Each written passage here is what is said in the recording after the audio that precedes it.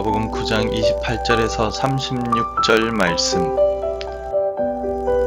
이 말씀을 하신 후 8일쯤 되어 예수께서 베드로와 요한과 야고보를 데리고 기도하시러 산에 올라가사 기도하실 때에 용모가 변화되고 그 옷이 휘어져 광채가 나더라. 문득 두 사람이 예수와 함께 말하니 이는 모세와 엘리야라. 영광 중에 나타나서 장차 예수께서 예루살렘에서 별세하실 것을 말할세 베드로와 및 함께 있는 자들이 깊이 졸다가 온전히 깨어나 예수의 영광과 및 함께 선 두 사람을 보더니 두 사람이 떠날 때에 베드로가 예수께 여짜오되 주여 우리가 여기 있는 것이 좋사오니 우리가 초막 셋을 짓되 하나는 주를 위하여 하나는 모세를 위하여 하나는 엘리야를 위하여 하사이다 하되 자기가 하는 말을 자기도 알지 못하더라. 이 말 할 즈음에 구름이 와서 그들을 덮는지라 구름 속으로 들어갈 때 그들이 무서워하더니 구름 속에서 소리가 나서 이르되 이는 나의 아들 곧 택함을 받은 자니 너희는 그의 말을 들으라 하고 소리가 그침에 오직 예수만 보이더라. 제자들이 잠잠하여 그 본 것을 무엇이든지 그때에는 아무에게도 이르지 아니하니라. 아멘.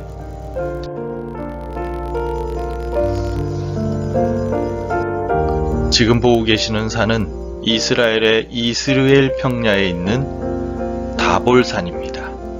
이 다볼산이 바로 오늘 본문의 배경이 되는 예수님의 변화산으로 알려져 있습니다. 예수님께서는 고난을 받을 것임을 제자들에게 말씀하신 이후에 산 위, 바로 이 다볼산 위로 올라가셨습니다. 예수님께서 산에 올라가신 이유는 본문에서 기도하시기 위해서다라고 기록하고 있습니다. 28절 말씀에 이 말씀을 하신 후 8일쯤 되어 예수께서 베드로와 요한과 야고보를 데리고 기도하시러 산에 올라가사 예수님은 구원 사역을 감당하시면서 한결같은 모습으로 기도하셨습니다. 매일 기도하셨고 밤이 새도록 기도하셨습니다. 기도하시지 않고 일하신 경우가 없으실 정도로 기도에 최선을 다하셨습니다. 무한한 능력을 가지신 하나님의 아들이심에도 불구하고 예수님은 기도하심으로 사명을 감당하셨습니다. 산에서 기도하실 때 어떤 일이 일어났습니까? 오늘 본문에서는 예수님께서 기도하실 때 용모가 변화하였다 라고 기록하고 있습니다. 29절에서 기도하실 때 용모가 변화되고 그 옷이 휘어져 광채가 나더라. 가만히 계실 때 용모가 변화한 것이 아니라 간절히 사역을 위하여 이 땅을 위하여 제자들을 위하여 기도하시는 도중에 용모가 변화하셨습니다. 용모가 변화했다는 것은 구체적으로 예수님의 얼굴이 변화하였다라는 뜻인데 마태복음 17장 2절에서는 예수님의 얼굴이 해같이 빛났다 라고 기록하고 있습니다. 예수님의 얼굴이 변화하고 광채가 났다는 말씀은 곧 예수님이 누구이신지를 보여주는 장면입니다. 영광에 휩싸여 빛을 내신 주님은 이 땅의 존재가 아니라 하늘에서 오신 존재임을 보여줍니다. 예수님은 이 땅의 구원자로 오신 하나님의 아들이시자 진정한 메시아이심을 보여주고 있습니다. 바로 직전에 베드로가 고백한 바와 같이 주는 그리스도시요 하나님의 아들이심을 영광 가운데 시각적으로 제자들에게 보여주셨습니다. 예수님께서 기도하실 때 일어난 변화를 잘 기억합시다. 기도할 때 본래의 영광이 나타나도록 하나님께서 은혜를 주십니다. 주님께서도 기도하셨는데 하물며 우리도 기도해야 하지 않겠습니까?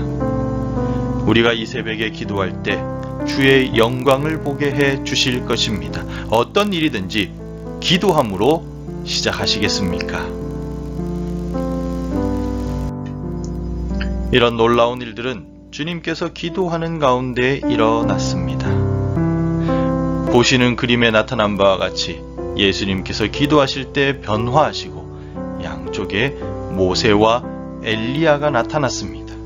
주님께서는 모세와 엘리야와 함께 십자가의 죽으심에 대해 말씀을 나누셨습니다. 그때 제자들의 모습은 어떠했습니까? 기도하기는커녕 졸고 있다라고 본문은 기록합니다. 하나님의 아들이신 예수님께서는 기도하시는 가운데 영광을 나타내시고 자신의 십자가의 사명을 확인하셨습니다.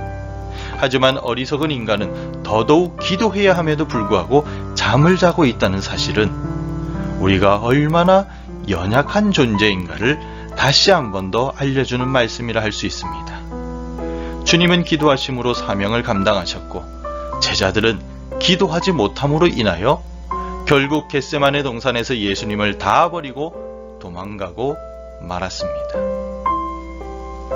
변화하신 예수님은 또한 구름 사이에서 소리가 들리는 것을 목격하십니다. 그 소리가 어떤 내용이었습니까?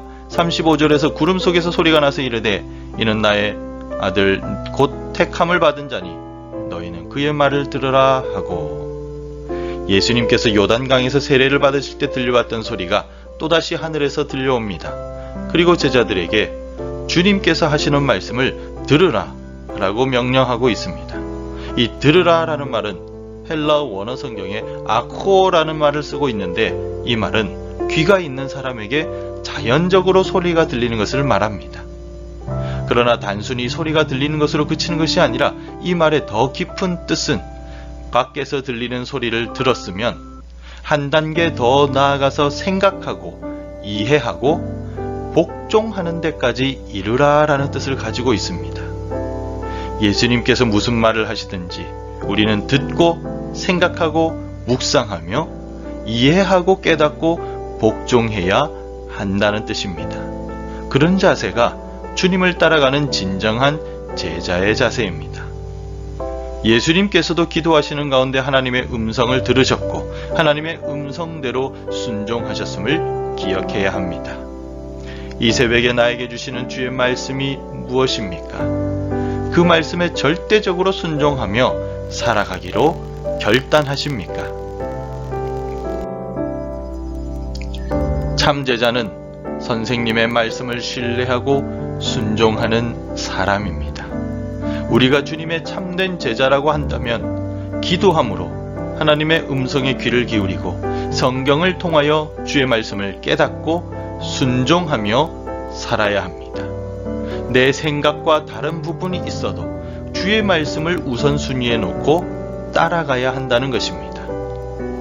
오늘 하루 기도로 시작하고 말씀에 순종하여 들어가도 복을 받고 나가도 복을 받는 신명기의 형통의 삶을 살아가시기를 간절히 소망합니다. 기도하겠습니다. 하나님, 오늘 이 새벽에도 말씀하옵소서. 내가 듣겠습니다. 주께서 말씀하시는 대로 따르며 순종하겠습니다. 이 결단이 무너지지 않도록 붙잡아 주시고 인도하여 주옵소서. 주님의 참제자로서 성실하고 부지런히 살아가겠습니다. 예수님의 이름으로 간절히 기도드립니다. 아멘.